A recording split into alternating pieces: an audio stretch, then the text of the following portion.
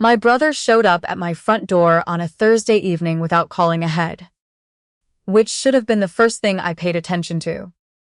He had my 8-year-old niece with him, one overnight bag dangling from his hand, and a smile that sat slightly wrong on his face, the way a picture hangs crooked on a wall, and you can't stop noticing it even when you're trying not to. He said he and his new wife were heading out to Banff for the long weekend, just 4 days. Could I please take Poppy? He was already backing down my front steps before I'd finished nodding.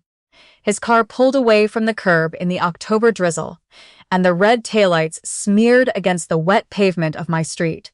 And I stood in the doorway and watched him go, and couldn't explain why my stomach felt like it had dropped an inch. Behind me, Poppy stood in the entryway of my apartment. She wasn't bouncing on her heels, the way she usually did when she came to stay with me. She wasn't asking if I had fruit snacks, or whether Biscuit was around, or whether we could watch something. She was just standing there with both arms wrapped tightly around the stuffed rabbit she'd carried since she was 3.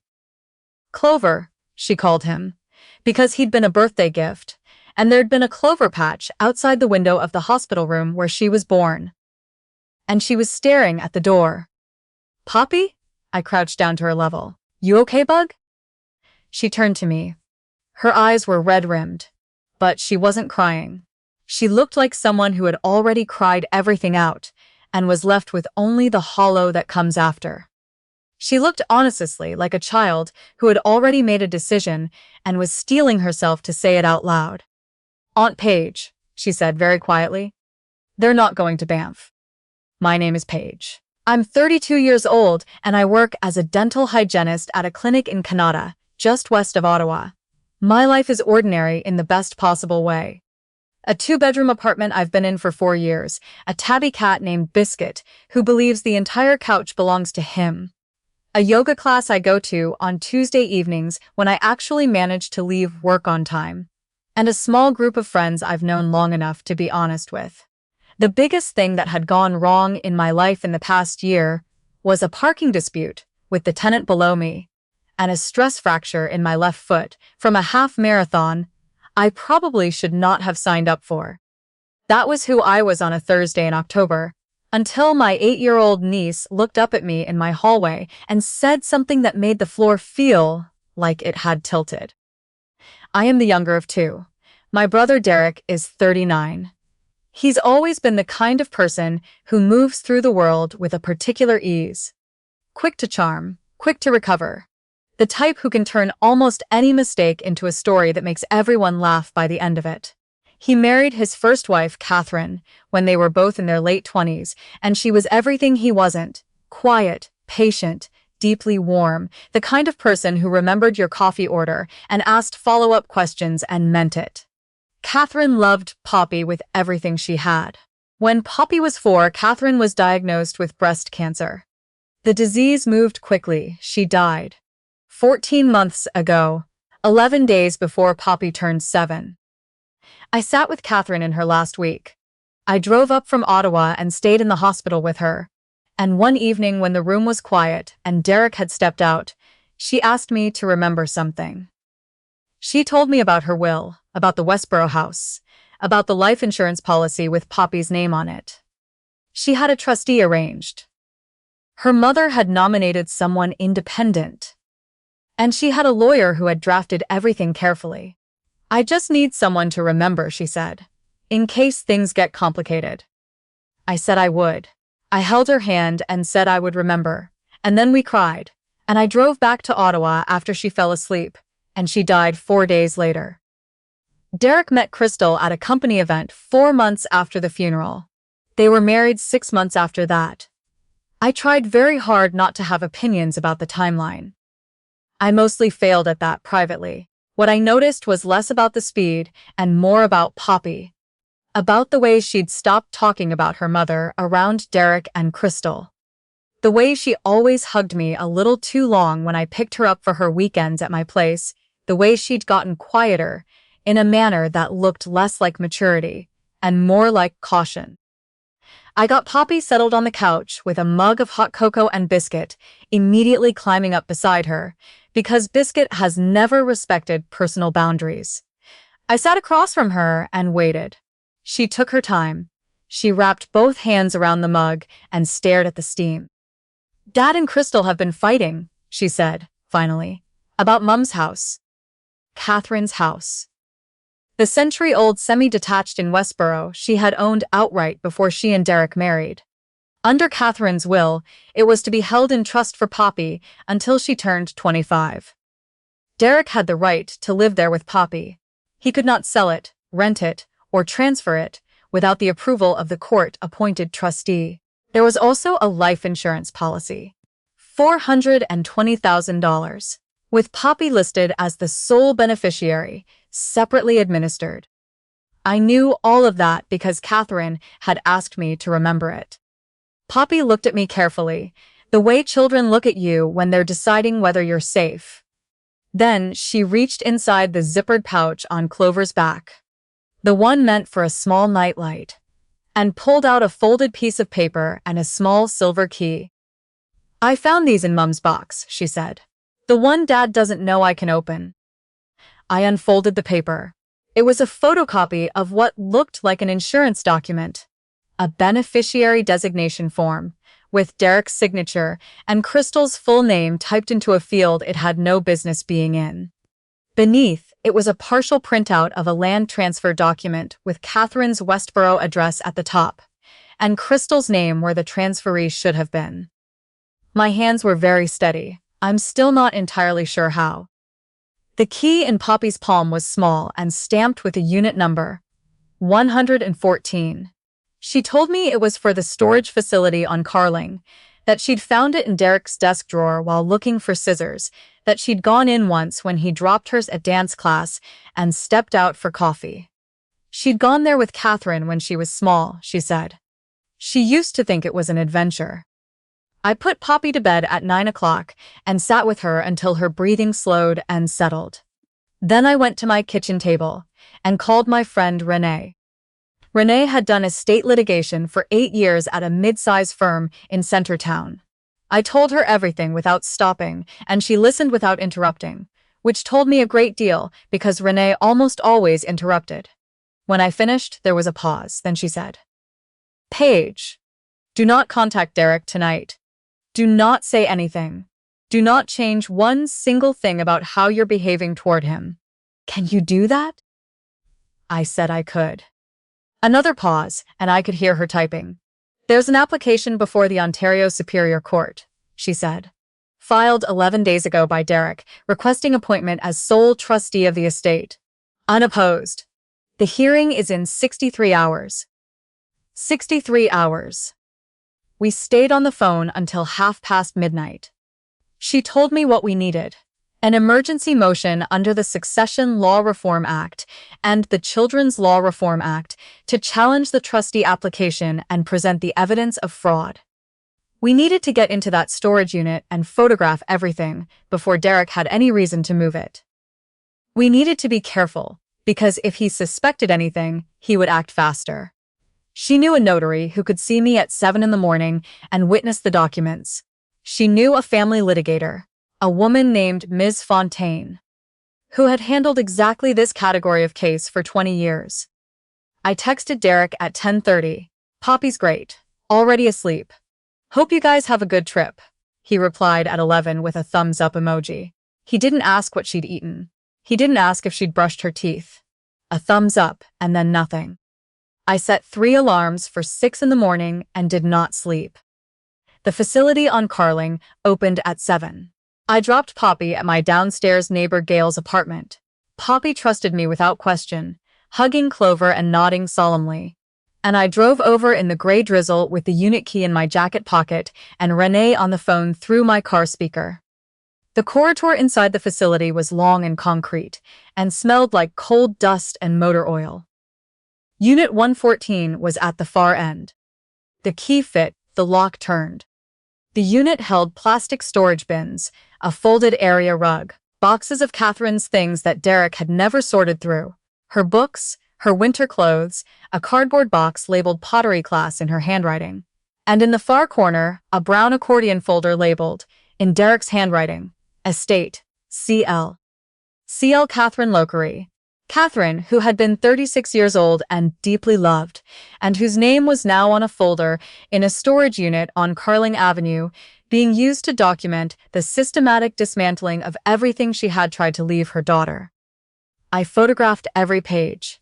The folder contained forged beneficiary designation letters on insurance company letterhead, dated 3 months prior, purporting to change the policy beneficiary from Poppy to Crystal. A land transfer form, filled out but not yet submitted. An internal email Derek had printed to himself, outlining a timeline.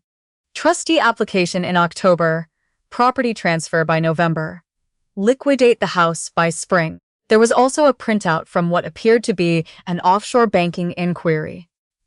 A question about transferring funds to an account outside Canada. And at the very back of the folder, in a clear plastic sleeve, was a copy of Catherine's real will, with a note in the margin, in Catherine's looping, unhurried handwriting, for Poppy. Always for Poppy. I sat down on the concrete floor of that storage unit and cried for about 2 minutes. Then I packed everything exactly as I had found it, locked the door, and drove to the notary. By Friday afternoon, Renee and Ms. Fontaine had filed the emergency motion.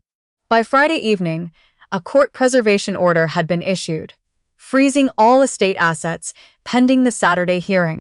The insurance company had been contacted and placed the policy under administrative hold.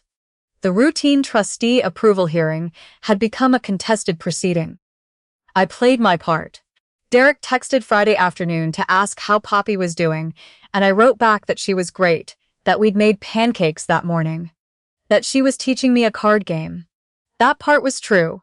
We sat at my kitchen table, and Poppy taught me a game with a complicated scoring system that involved a fair amount of cheerful argument, and I laughed genuinely and tried to set aside the fact that 36 hours of work was happening in a downtown office on our behalf. Saturday morning at 8, Crystal texted, "We're back a little early, picking Poppy up around noon." I didn't respond. At 9:15, Poppy and I walked through the front doors of the courthouse together. Renee was already inside. Ms. Fontaine was waiting in the corridor with her briefcase, and the calm expression of someone who had done this many times. She knelt down to Poppy's level and introduced herself, and Poppy shook her hand with the gravity of a much older person. Derek and Crystal were already seated in the courtroom. I saw Derek's face the moment he registered us in the doorway. The color left it completely and very fast. Not a gradual fade, but a sudden drop, like a light switching off. Crystal's composure broke a half-second behind his. She grabbed his arm. He stood up too quickly, and his chair scraped against the floor so loudly that the clerk looked up from her desk. "Paige." His voice was controlled, barely. "What is this? Why is she here?" "She's here because she's the beneficiary," I said. "Someone has to be." The judge called the proceeding to order before Derek could respond. Ms. Fontaine stood and presented the emergency motion. She was unhurried and precise. She laid out the forged beneficiary letters, the land transfer form, the printed email with Derek's timeline, the photographs from the storage unit, the offshore banking inquiry, and then, last, she placed into evidence the clear plastic sleeve with Catherine's copy of her own will and the handwritten note in the margin. The courtroom was very quiet for a long time. Crystal's lawyer made 2 objections. The judge set them aside both times without comment. Derek sat still for about 10 minutes, and then he turned to Crystal and said something I couldn't hear, and Crystal said something back at a volume that made the court reporter look up, and then Derek said, clearly enough that I could hear it from where I was sitting, "You told me the signatures were clean." And Crystal looked at him with an expression I will not soon forget and said, "I told you this was a bad idea from the start." The judge's gavel came down once. What followed was methodical and thorough and absolutely final. The judge ordered an immediate freeze on all estate assets. He voided the in-progress trustee application. He referred the matter to the Ontario Provincial Police Financial Crimes Unit for investigation into fraud, forgery, and breach of fiduciary duty. He made a notation on the record about the insurance company's administrative hold, and then he asked, in the measured tone of someone who already knew the answer, whether there was anyone in the courtroom seeking temporary guardianship of the minor child, pending a full custody review. I said yes. I didn't wait for Ms. Fontaine's prompt or Renee's nudge. I just said it. Derek's professional situation unraveled over the following weeks with a kind of impersonal efficiency. He worked in commercial real estate, and the revelation that he had attempted to fraudulently transfer a residential property, while under investigation for insurance fraud, had exactly the career consequences you would expect. His firm placed him on administrative leave, then ended his contract. Crystal's lawyer withdrew from representing both of them. The insurance company filed its own civil claim. A forensic handwriting analyst examined every signature in that accordion folder and produced a report that ran to 31 pages. Derek called me twice. I let both calls go to voicemail. His lawyer sent a letter. My lawyer responded. The estate was placed under the office of the children's lawyer, which appointed an independent trustee to manage the Westboro property and the insurance policy until Poppy's 25th birthday. Every dollar Catherine had set aside for her daughter, the house, the policy, all of it, was protected. The full $420,000 sat untouched and secured, administered by someone with no personal interest in its outcome. I went through the family court process for temporary guardianship, which in Ontario involves home assessments and background checks and interviews, and a social worker named Beverly, who asked me the same question in 6 different phrasings to make sure my answers held together. They did, because they were true. At the end of November, temporary guardianship was granted. Poppy picked pale yellow for the spare bedroom walls. Like butter, she said, but warmer. We painted it on a Saturday in early December with an old fitted sheet on the floor and a playlist she chose herself. And Biscuit sat in the doorway and occasionally walked through the paint tray, which we agreed was his own problem. The room gets the morning light. It fills up slowly and gold, and when I look in on her before she wakes, she is always turned toward it. She is back at her school. The one she has attended since junior kindergarten, the one where her best friend is, and where her favorite teacher told me at the winter concert that she is glad to have Poppy back and settled. She sees a counselor on Thursday afternoons, a woman Poppy describes as pretty cool. Actually, she doesn't make it weird. And she makes her own lunch sometimes. Ham and cheddar on whole wheat with exactly 4 crackers on the side. The same combination her mother used to pack. She still sleeps with Clover. She still unzips the back pouch sometimes and tucks something inside. A smooth stone from a walk we took, a folded note I haven't read. I don't ask what's in there. Some things are hers. I think about what could have happened. I think about it at night. Sometimes when the apartment is quiet and Biscuit is asleep at the foot of the bed. I think about Derek walking into that courtroom expecting no one to show up. I think about Poppy, growing up, knowing that her mother's house had been sold and her inheritance taken, and that the people who were supposed to protect her had not. I think about Catherine's handwriting in the margin of her own will, folded into a plastic sleeve in a storage unit on Carling, waiting for someone to find it. She knew something might go wrong. Why else would she call me? Why else would she say, "Please remember"? She knew. I've had to make a kind of separate peace with who my brother turned out to be. He's not a stranger. He's not a character in a story. He is someone I grew up with, someone I know the way you only know the people you have shared a childhood with, their habits and their blind spots and the specific timbre of their laugh. And he looked me in the eye across 14 months of family dinners and school pickups and did what he did while I sat across from him and believed he was grieving. That's the part that takes the longest. Not the anger, which is clean. The other thing, the thing underneath it, which is less easy to name. But then Poppy comes into the kitchen in the morning with her hair still tangled from sleep, and she opens the fridge and critiques its contents with an authority she has absolutely no basis for, and Biscuit meows at her for his breakfast, and she meows back at him, and the whole apartment fills up with ordinary sound. And I know that I would do it again. Every time. Without hesitation. Catherine asked me to remember, and when it mattered, I did. That is what it means to show up for someone. Not the grand gesture in the courtroom, though I'll carry that morning with me for the rest of my life. But the quieter thing, the longer thing, the spare bedroom painted butter yellow, the 4 crackers on the side of the plate, the door left slightly open at night so the hallway light comes through. Family is not only the people you were born connected to. Family is who stands in the gap when everything is falling apart. If you found out that someone in your own family was doing something like this, stealing a child's future, piece by piece, counting on no one to notice, what would you do? Would you find a reason to look the other way? Or would you fight back with everything you had? I want to know. Tell me in the comments.